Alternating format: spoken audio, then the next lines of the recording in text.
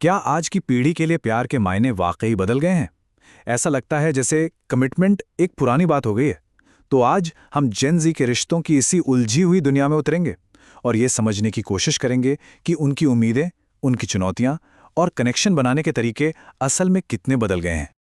चलिए, इस पूरी बातचीत को एक ऐसी लाइन से शुरू करते हैं जो जुनून और समर्पण की एक अविश्वसनीय कहानी सुनाती है। ये सिर्फ एक कोट नहीं है, बल्कि एक सच्ची प्रेम कहानी का दिल है, जो हमें दिखाएगी कि प्यार कभी कैसा हुआ करता था। आज की कहानी को समझने के लिए हमें थोड़ा सा पीछे चलना होगा, एक ऐसे दौर में जब प्यार के लिए किए गए वादों और कोशिशों की कोई सीमा नहीं होती थी। जरा इस कहानी को महसूस कीजिए। साल था 1975। दिल्ली के एक कलाकार महानंदिया अपनी पत्नी से दोबारा मिलने के लिए अपना सब कुछ बेचकर एक साइकिल खरीदते हैं और दिल्ली से स्वीडन के लिए निकल पड़ते हैं।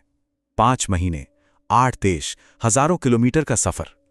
ये सिर्फ एक यात्रा नहीं थी, ये उस दौर के प्यार की निशानी थी, जहां कमिटमेंट के आगे हर मुश्किल छोटी थी।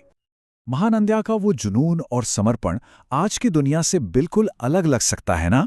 और जब हम डेटा को देखते हैं तो पता चलता है कि ये सिर्फ एक एहसास नहीं, बल्कि हकीकत है।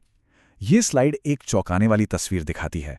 जहां 68% मिलेनियल्स कमिटेड रिश्तों में हैं, वहीं जेन ज़ी के लिए ये आंकड़ा सीधा आधा होकर सिर्फ 34% रह गया है। ये एक जनरेशन गैप नहीं, ये एक खाई है। तो यही है सबसे बड़ा सवाल, आखिर कुछ ही दशकों में प्यार और कमिटमेंट को लेकर इतना जबरदस्त बदलाव आया क्यों? महानंदिया के दौर से आज के स्वाइप कल्चर तक हम पहुंचे कैसे? चलिए इस सवाल की तह तक चलते हैं। और इसकी सबसे बड़ी और पहली वजह हमारी जेब में ही है, टेक्नोलॉजी। डेटिंग ऐप्स और सोशल मीडिया ने न सिर्फ पार्टनर ढूंढना आसान बनाया, बल्कि रिश्ते बनाने और निभाने के पूरे खेल को ही बदल कर रख दिया है। पहले लोग अपने आसपास की दुनिया में ही प्यार ढूंढते थे। स्कूल, कॉलेज, दोस्त विकल्प सीमित थे, लेकिन कनेक्शन अक्सर गहरे होते थे। लेकिन आज टिंडर और बम्बल जैसे ऐप्स ने विकल्पों का एक अंतहीन समंदर खोल दिया है। बस एक स्वाइप और एक क्लिक पर सैकड़ों नए चेहरे। और यहीं पर खेल होता है पैराडॉक्स ऑफ चॉइस का, यानी पसंद का विरोधाभास। सोचिए, आप एक रेस्टोरेंट में हैं जिसके मेन्यू में 100 पन्ने हैं। आप शायद कंफ्यूज होकर कुछ भी ऑर्डर नहीं कर पाएंगे। डेटिंग ऐप्स के साथ भी यही हो रहा है। जब इतने सारे ऑप्शन होते हैं तो दिमाग में हमेशा चलता रहता है, शायद अगला प्रोफाइल इससे बेहतर हो। और ये सोच किसी एक इंसान पर टिकने और रिश्ते में मेहनत करने से रोकती है। और फिर है सोशल मीडिया का असर। इंस्टाग्राम पर दिखने वाले रिलेशनशिप गोल्स असल जिंदगी में रिश्तों पर परफेक्शन का एक खतरनाक दबाव डालते हैं। लोग इस पर ज्यादा ध्यान देने लगते हैं कि उनका रिश्ता दुनिया को कैसा दिख रहा है, बजाय इसके कि वो अंदर से कैसा महसूस हो रहा है।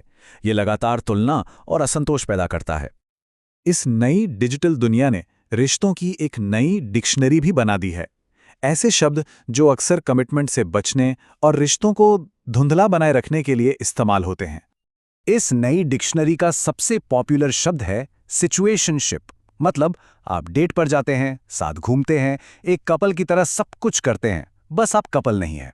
कोई टाइटल नहीं, कोई कमिटमेंट नहीं। इसमें आज़ादी तो है, लेकिन ये इमोशनल तौर पर बहुत कंफ्यूजिंग हो सकता है, खासकर तब जब एक इंसान ज्यादा की उम्मीद करने लगता है। फिर आता है घोस्टिंग, जब कोई इंसान बिना कुछ कहे आपकी जिंदगी से अचानक गायब हो जाता है। सारे मैसेज, सारे कॉल बंद। यह सिर्फ एक ब्रेकअप नहीं है, ये एक इंसान के आत्मसम्मान पर गहरा साइकोलॉजिकल असर डालता है, क्योंकि उन्हें कभी पता ही नहीं चलता कि आखिर गलती क्या हुई। और एक और ट्रेंड है बेंचिंग, मतलब किसी को एक बैकअप ऑप्शन की तरह अपनी जिंदगी में रखना कि अगर आपका मेन रिश्ता काम न करे तो कोई तो हो। ये ना सिर्फ मैनिपुलेटिव है, बल्कि ये दिखाता है कि कनेक्शन कितने डिस्पोजेबल या बदलने लायक समझे जाने लगे हैं। ये सभी शब्द उन व्यवहारों को दिखाते हैं जो जेन ज़ी की डेटिंग लाइफ में बहुत आम हो गए हैं। ये भले ही नॉर्मल लगें, लेकिन इनके पीछे कमिटमेंट का डर और इंसानी भावनाओं को कम आंकने की एक झलक दिखती है, जो डेटिंग के नियमों में एक बहुत बड़े बदलाव का संकेत है। लेकिन ये कहानी सिर्फ टेक्नोलॉजी की नहीं है। अब जरा जेन ज़ी की अपनी प्राथमिकताओं और उनकी सोच पर नजर डालते हैं, जो इस बदलाव की एक और बड़ी वजह है। इस स्लाइड में एक बहुत ही फंडामेंटल बदलाव दिखता है।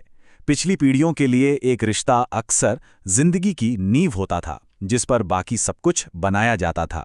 लेकिन जेन ज़ी के लिए एक रिश्ता उनकी जिंदगी का एक हिस्सा है जिसे उनके व्यक्तिगत लक्ष्यों, करियर, ग्रोथ, आज़ादी में फिट होना चाहिए, ना कि उनकी राह में कोई रुकावट बनना चाहिए। आज की युवा पीढ़ी अपने करियर, अपनी पढ़ाई, पर्सनल ग्रोथ और सबसे बढ़कर अपने मानसिक स्वास्थ्य को सबसे ऊपर रखती है। आर्थिक अनिश्चितता और हसल कल्चर के इस दौर में वे पहले खुद को स्थिर करना चाहते हैं। एक कमिटेड रिश्ता अक्सर इन जरूरी चीजों के बाद ही आता है। और यही एक चुनौती भी है, एक परफेक्ट साथी की तलाश जो उनके लक्ष्यों को बिना किसी सवाल के सपोर्ट करे इतनी ज्यादा है कि वो किसी भी ऐसे रिश्ते से बचते हैं जिसमें थोड़ा भी एडजस्टमेंट या समझौता करना पड़े। लेकिन असल रिश्ते तो होते ही लेन देन और समझौते पर आधारित हैं। तो सवाल ये है कि इन सभी चुनौतियों के बीच इस नए माहौल में सार्थक और गहरे रिश्ते कैसे बनाए जा सकते हैं? क्या कोई रास्ता है? सबसे पहले तो ये समझना होगा कि यह कोई समस्या नहीं है जिसे ठीक किया जा सके। यह एक पूरी पीढ़ी की सोच में आया बदलाव है जिसे हमें समझने और जिसके साथ आगे बढ़ने की जरूरत है। तो रास्ता क्या है? एक्सपर्ट्स कुछ कदम सुझाते हैं।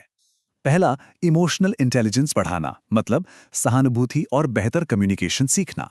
दूसरा, ऐप्स और सोशल मीडिया के इस्तेमाल सोच समझकर करना। और तीसरा, जो सबसे जरूरी है, स्क्रीन से बाहर निकलकर असली दुनिया में ऑफलाइन कनेक्शन बनाने पर जोर देना।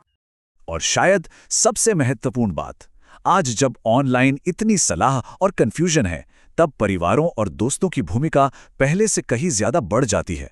रिश्तों पर खुली, ईमानदार और बिना जजमेंट वाली बातचीत युवाओं को इस मुश्किल दौर में सही रास्ता दिखा सकती है।